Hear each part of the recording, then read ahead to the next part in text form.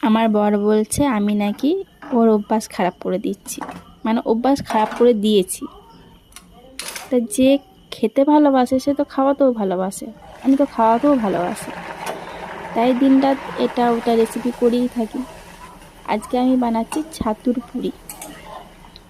তো আজকে সকালে জলখাবারে হচ্ছে ছাতুর পুরি, আর এদিকে গরম গরম ঘুগনি।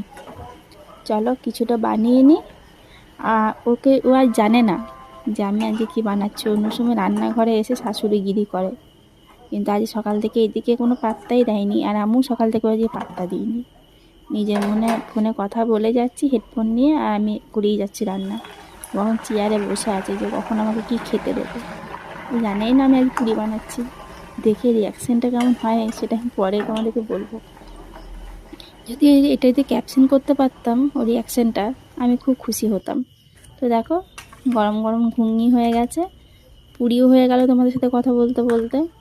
আর আজ আমি ঘুগনিটা বানিয়েছি এমনি বানানোর পর শুকনো লঙ্কা 3টে পুড়িয়ে নিয়ে ওর মধ্যে ওপর থেকে ছড়িয়ে দিয়েছি।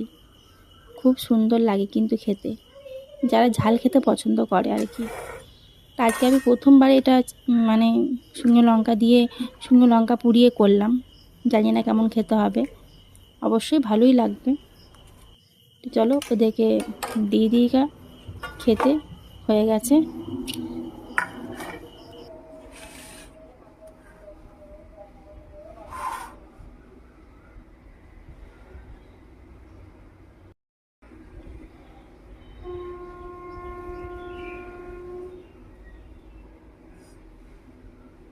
আমার বর এদিকে মুখ নিচু করে আছে, ভিডিওতে আসতে অত পছন্দ করে না। মানে তুমি যা খুশি করো, আমাকে মানে ভিডিওতে এনো না, ব্যাস আমি পিছনে থাকবো। আর ও খুব খুশি হয়েছে, খুশি হয়ে মিচকি মিচকে হাসছে আর খাচ্ছে, বুঝতেই পারছো তো।